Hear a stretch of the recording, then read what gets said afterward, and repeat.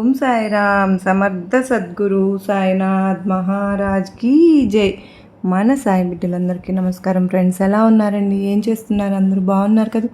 మన సాయినాథుని దేవల్ని అందరూ బాగున్నారని, బాగుండాలని మనస్ఫూర్తిగా బాబావారిని కోరుకుంటూ, ఆ సాయినాథుని కృప, కరుణ, కటాక్షములు మనందరిపైన నిండుగా మెండుగా ఉండాలి అని మనస్ఫూర్తిగా బాబావారిని వేడుకుంటూ ఈరోజు వీడియో అయితే స్టార్ట్ చేస్తూ ఉన్నాను. ఈరోజు సాయిబాబా సన్నిధి ద్వారా వచ్చినటువంటి సందేశం ఏంటి అంటే కనుక, బాబావారి సందేశం, బిడ్డ, నువ్వు ఈరోజు సాయంత్రానికి నీ పెదవులపై చిరునవ్వు తెప్పించబోతూ ఉన్నాను కనుక ఆలస్యం చేయకుండా ఈ సాయి చెప్పే మాట ఏమిటో, ఈరోజు సందేశంలో ఉన్నటువంటి ఆంతర్యం ఏమిటో తప్పకుండా తెలుసుకో అంటూ ఉన్నారు. మరి సాయినాథుడు చెప్పేటటువంటి సందేశంలో ఉన్నటువంటి పరమార్థం ఏమిటో తప్పకుండా తెలుసుకుందామండి. అంతకంటే ముందుగా మన ఛానల్ని ఎవరైతే కనుక కొత్తగా చూస్తున్నారో ఛానల్ని సబ్స్క్రైబ్ చేసుకుని, వీడియో కనుక మీకు నచ్చినట్లయితే లైక్ చేసి సపోర్ట్ చేయండి. సాయినాథుని సందేశం ఏమిటో తెలుసుకుందాం. బిడ్డ, నీవు ఏదైతే కోల్పోయావో అది తిరిగి ఈరోజు సాయంత్రానికి తప్పకుండా నిన్ను చేరుకుంటుంది. దాని ద్వారా నీ పెదవులపై చిరునవ్వు వికసిస్తుంది. ఎన్నెన్నో సమస్యలు, ఇబ్బందులు, ఎప్పుడూ కూడా ఏదో ఒక సమస్యతో నన్ను చాలా ఇరకాటంలో పెట్టేస్తున్నావు. బాబా కాలంతో పాటు నువ్వు కూడా నన్ను పరీక్షిస్తూ వస్తున్నావు అని చాలా అంటే చాలా బాధపడుతూ ఉన్నావు కదూ. కనుక నీవు కోల్పోయినటువంటి జీవితాన్ని తిరిగి మరలా నీకు ప్రసాదించబోతున్నాను. అలాగే నీవు కోరుకున్నటువంటి అందమైనటువంటి జీవితంతో పాటుగా నీకు కావలసినటువంటి, అంటే నీకు ఏదైతే నువ్వు అడిగావో నన్ను, అవన్నీ కూడా పూర్తిగా నీకు నేను ఇవ్వబోతున్నాను. ఎందుకంటే ఒక తండ్రిగా, ఒక గురువుగా నేను పూర్తిగా అర్థం చేసుకున్నాను కనుకనే నువ్వే నన్ను ఇంకా అర్థం చేసుకోలేకపోతున్నావు. చూడమ్మా, సమయం గడుస్తూ ఉన్న కొద్దీ నీకు ఆందోళన అధికమవుతుందని నాకు బాగా తెలుసు. అయితే ఏమీ కంగారు పడవలసిన పని లేదు. సమయానికి నీకు అన్నీ అందుతాయి. నేను నీ తండ్రినటువంటి నీ సాయినాథుని చెప్తూ ఉన్నాను. నీకు ఖచ్చితంగా ప్రశాంతంగా అలా కూర్చుని ఉండు. నువ్వు కోరుకున్న విధంగానే నీకు అన్నీ చక్కబెట్టబోతున్నాను. అలాగే ఏదైతే కానీ నీ మనసులో ఒకటి అనుకుని మనస్ఫూర్తిగా, బాబా నాకు ఇది కావాలి అని అడిగిన నాడే నేను నీకు అది అందివ్వడానికి సిద్ధంగా ఉన్నాను. కానీ కొన్ని కర్మ ఫలితాల వలన నువ్వు చేసుకున్నటువంటి కొన్ని చిన్న చిన్న తప్పుల వలన నీకు రావాల్సినవన్నీ కూడా నీ నుండి దూరమైపోయాయి. అయితే మాత్రం నువ్వేమీ బాధపడవలసిన పని లేదు. నీ కర్మ ఫలాలు తీరబోయే రోజున నీకు ఏదైతే దక్కబోతుందో, ఏదైతే నీ నుండి దూరమైందో అవన్నీ కూడా నీ ముందర పెట్టబోతూ ఉన్నాను. ఇది నిజమైతే నీవు తప్పక ఆశ్చర్యపోతావు. మరి కొద్ది నెలల్లో నువ్వు కలలు కన్నటువంటి జీవితాన్ని గడపబోతున్నావు. అది ఈ సాయి ఎప్పుడో కాదు, నీ జీవితంలో రాసి ఉన్నాడు కనుకనే నువ్వు ఇక దిగులు పడవలసిన అవసరమే లేదని చెప్పి ఇంతగా చెబుతూ ఉన్నాను. బిడ్డ, కష్టపడి ఎదిగిన వారికి మంచి సంస్కారం ఉంటుందమ్మా. ఒక్కసారిగా అందనంత ఎత్తుగా ఎదిగిన వారికి నువ్వు ఎంత అనే అహంకారం ఉంటుంది.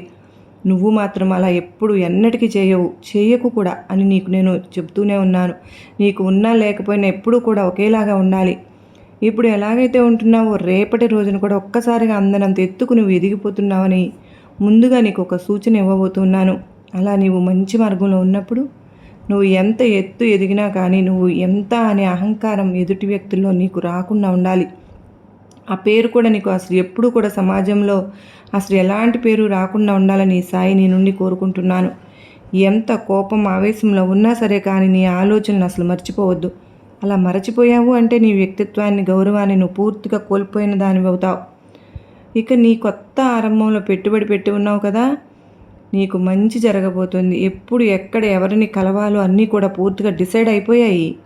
కొన్ని సంబంధాలు పుట్టుకతో వస్తాయి, మరియు కొన్ని పుట్టుకతో ఉంటాయి. కానీ నాకు, నా భక్తులకు ఉన్న మధ్య సంబంధం కూడా పుట్టుకతో ప్రారంభమై పుట్టుక నుండే అన్నీ కూడా వారికి, అంటే నాపై భక్తి ఏర్పడిన తరువాత పూర్తిగా మీ జీవితం కూడా మీకు మారిపోతుంది. అలాగే మీరు చేసినటువంటి పని పట్ల మీకు అత్యంత శ్రద్ధ, సహనము, సబూరి ఇవన్నీ కూడా ఏర్పడతాయి. నమ్మిన వారికి భగవంతుడు ఎంతైనా కొండంత అండగా ఉంటాడు. కనుక కొండంత అండ ఎదిగినటువంటి ఒక పచ్చని చెట్టు ఎంత నీడగా ఉంటుందో, ఆ అండ నీడ నీకు తోడుగా ఉన్నంతకాలం నిన్ను ఎలాంటి దుష్టశక్తులు కానీ ఎవరు కానీ ఏమీ చేయలేని నువ్వు గుర్తుపెట్టుకో. దైవాన్ని స్మరిస్తూ ఉండు, ధర్మాన్ని ఆచరిస్తూ ఉండు. ఇంత మాత్రం చేత నువ్వు చేయవలసినటువంటి పనులంటూ ఏమీ లేవు. మిగతావన్నీ కూడా నీ జీవితం పట్ల నువ్వు చూపించేటటువంటి, అంటే నీకు కల్పించినటువంటి కర్తవ్యాలను నువ్వు నిర్వర్తించడం తప్ప నువ్వు చేసేటటువంటి పని అంటూ ఏమీ ఉండదని తెలుసుకో. ఇక మనం అవసరమే లేదు అని అనుకున్న వాళ్ళకు మనమేం అవసరం అనేలాగా అనిపిస్తుంది, చేస్తుంది కూడా కాలం. కనుక కాస్తంత ఓపికగా నువ్వు ఎదురు చూస్తూ ఉండాల్సిందే మరి. ఎవరైతే నీ అవసరం లేదని చెప్పి అన్నారో, ఎవరైతే నిన్ను దూరం పెట్టేశారో వారే తిరిగి నీ కాళ్ళ దగ్గరికి వచ్చేలా కాలం అనేది చేస్తుంది. కనుక నువ్వు ఓపికగా ఎదురు చూస్తూ ఉండాల్సిందే తప్ప ఎవరిపైనా కూడా పగా ప్రతీకారాలు తీర్చుకోవాల్సిన పని లేదు.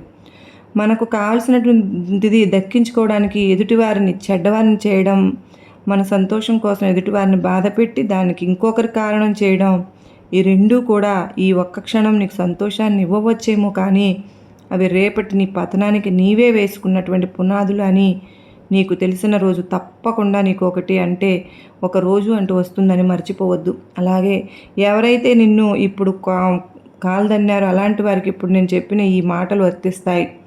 కనుక వారికి కావాల్సింది దక్కించుకోవడానికి నిన్ను చెడ్డవారిగా చేసి సమాజంలో నిలబెట్టారు. వారి సంతోషం కోసం నిన్ను బాధపెట్టి దానికి కారణం నీవని చెప్పారు. ఇక రెండు కూడా క్షణం వారికి సంతోషాన్ని ఇచ్చి ఇవ్వవచ్చేమో కానీ రేపటి రోజున వారి పతనానికి కారణాలు అవి. వారు వేసుకున్నటువంటి పునాదులకు వారు తెలియటం లేదు. అలా తెలిసే రోజు తప్పకుండా ఒక రోజు వస్తుంది. కనుక నువ్వు ఎవరైతే బాధ పెట్టారో వారి గురించి నువ్వు అనవసరంగా ఆలోచించాల్సిన పని లేదు. అలాగే వారి గురించి ఏదో చేసి పగా ప్రతీకారాలు తీర్చుకోవాల్సిన పని అంతకంటే లేదు. ప్రతి మనిషి పుట్టినప్పటి నుండి మరణించే వరకు కూడా ఎన్నో దశలు అనుభవిస్తూనే ఉంటాడు. కనుక ఇవన్నీ కూడా ప్రతి ఒక్కటి కూడా ఈ సమాజంలో సహజమే, అందరికీ కూడా జరిగేవే. కనుక నాకే ఎప్పుడు ఇలా జరుగుతుందని మాత్రం నువ్వు అనుకోవద్దమ్మా. ప్రతి మనిషికి కూడా ఏం జరుగుతుంది అనేది ఎవరు కూడా ఊహించరానిది. అంటే వారి జీవితం వారి రాత ఎలా రాసి పెట్టి ఉంటే అలాగే జరుగుతుంది. ఇక నా ఆశీర్వాదం నీపై అతి త్వరలోనే కలగబోతుంది. నీవు ఇప్పుడు ఏదైతే దేన్నైతే పొందలేదని బాధపడుతున్నావో అదే నీకు తప్పక పొందుతావు. ఈ సాయంత్రంలోపు నీ పెదవులపై చిరునవ్వు వికసిస్తుంది. నీవు ఎంతగా బాధపడ్డావో ఆ బాధకు కారణం తెలుసుకుంటావు. కారణం తెలుసుకున్న తర్వాత సమస్యకు పరిష్కారం కనుగొంటావు. ఆ తరువాత ఈ సాయి చేసేటటువంటి లీలను పొందుతావు. ఇక నీ నుండి పోయిన దాని గురించి చింతించకు. మనం చెప్పే సమాధానం కన్నా కాలం చెప్పే సమాధానం చాలా కరెక్ట్గా ఉంటుందిగా. ఓపిక పట్టుడు. ఓపిక పట్టడం చాలా విలువైనది. ఎన్నోసార్లు చెప్పాను. భయంతో ఉన్నా బాధలో ఉన్నా బాబా నాకు తోడుగా ఉన్నారు అని ఎప్పుడు నువ్వు మర్చిపోవద్దు. సాయి నామస్మరణ అంటే అస్సలు విడిచిపెట్టొద్దు. నీ ఇష్టదైవాన్ని నమ్ముకో. నీకు ఎదురు ఉండదు. నీకు దారి చూపించి నీకంటూ ఏదో ఒక సహాయం అయితే చేస్తాయి. కానీ ఈ సాయి మాటగా నువ్వు గుర్తుంచుకో. నువ్వు యథార్థంగా ఉండు. రోజులు ఎప్పుడైనా ఎక్కడైనా నువ్వు నిర్భయంగా అదే వేషం వేస్తే ఎప్పుడు ఎవరు పట్టుకుంటారునని మన మనసుకే మనకు శత్రువే బాధిస్తూ మనల్ని క్షణక్షణం బాధ పెడుతూ ఉంటుంది. కనుక నువ్వు యథార్థంగా ఉన్నావు, నిశ్చలంగా ఉన్నావు. కనుకనే నువ్వు ధైర్యంగా ఉండవచ్చు. నా ఆశీస్సులు, నా అనుగ్రహం నీపై ఎప్పుడు కూడా నీ కుటుంబానికి కూడా తోడై ఉంటాయి. ఆనందంగా సంతోషంగా నీ జీవితాన్ని ఎప్పుడు ఆనందభరితం చేసుకుంటావని నీ సాయిని చెప్తూ ఉన్నాను.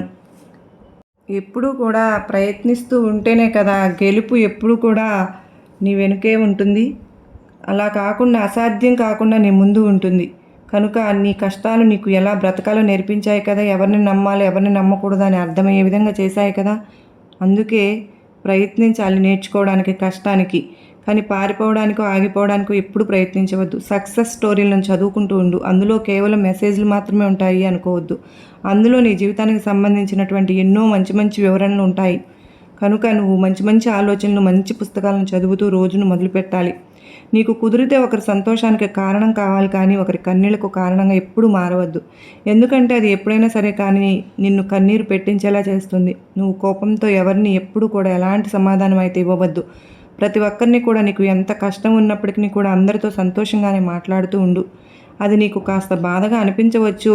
అంటే నీకు ఉన్నటువంటి సిచ్యువేషన్స్ వలన కాస్త నీ ఎదుటి వ్యక్తులతో మాట్లాడే అంత అంటే తీరిక కానీ సమయం కానీ ఉండకపోయినా నలుగురి వలన నీకు ఏదో ఒక మాట కానీ లేదంటే వారి గురించి వారి వలన నీకు ఏదైనా సహాయం కానీ అందవచ్చు కదా. కోరిక ఉంటే సరిపోదు, దాన్ని నీవు సాధించాలనేటువంటి తపనలో పెట్టి చూపించాలి. సాధించాలన్న తపన ఉన్నప్పుడే ఏం చేయాలన్నా ధైర్యం వస్తుంది. నీ లక్ష్యాన్ని ఎప్పుడు కూడా నీ కళ్ళ ముందే ఉంచుకో. దానిని ఎలా సాధించాలి, ఏ విధంగా సాధించాలంటే ఎటువంటి ఎఫర్ట్స్ పెట్టాలి, ఇలాంటి ఆలోచనలు మీ మనసులో ఉండాలి. ఇందుకు తపన అనేది చాలా అవసరం. మీలో తపన ఉన్నప్పుడు ఆ యొక్క లక్ష్యాన్ని మీకు దగ్గర చేరేలా చేస్తుంది. మీరు చేసే పనిలో శ్రద్ధ ఉండాలి. ఎందుకంటే శ్రద్ధ ఉన్న వారికి దానిపై ఆసక్తి పెరుగుతుంది. ఆసక్తి పెరిగే కొద్దీ పని మనకు మరింత సులువుగా ఉంటుంది. చేసే పని సులువయ్యే కొద్దీ మంచి మంచి ఫలితాలు వస్తాయి. క్రమంగా నువ్వు ఉన్నటువంటి పనులు మరింత ఉన్నతంగా ఎదిగేలా చేస్తుంది. అందరికీ ఆదర్శంగా నిలుస్తావు. కొంతమందిని సాధించాలన్న కోరిక ఉంటుంది, కానీ సాధించాలన్న తపన మాత్రం తక్కువగా ఉంటుంది. అదే నీలో ఇప్పుడు దాగి ఉంది. ఆ తపనను కాస్త తక్కువగా ఉండడం వలన సాధించాలనేటువంటి తపన నీలో లేనప్పుడు నీవు మధ్యలోనే ఆపేసి ఏవేవో కారణాలు చెప్పుకుంటూ కోపాన్ని ఎక్కువగా పెంచుకుని దానిని నలుగురిపై ప్రదర్శిస్తూ ఉన్నావు. నీలో నేర్చుకోవాలన్న కోరిక ఎక్కువగా ఉంది, కానీ రాణించాలన్నటువంటి ఆరాటం మాత్రం తక్కువైపోయింది. నీ లక్ష్యాన్ని సాధించడానికి నువ్వు కష్టపడుతూ ఉన్నప్పుడు కొంచెం నష్టంగా బాధగానే ఉంటుంది, కానీ ఆ కష్టం నుంచి ప్రతిఫలాలు వస్తూ ఉంటే నీకు చాలా ఆనందంగా ఉంటుంది కదా.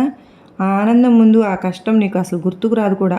ఇక్కడ ఒక విషయం ఏమిటంటే, కష్టం లేకుండా సుఖం అనేది ఎప్పుడూ కోరుకోకూడదు. సుఖం లేకుండా కష్టం ఉండదు. జీవితం అంటేనే సుఖదుఖాలమయం.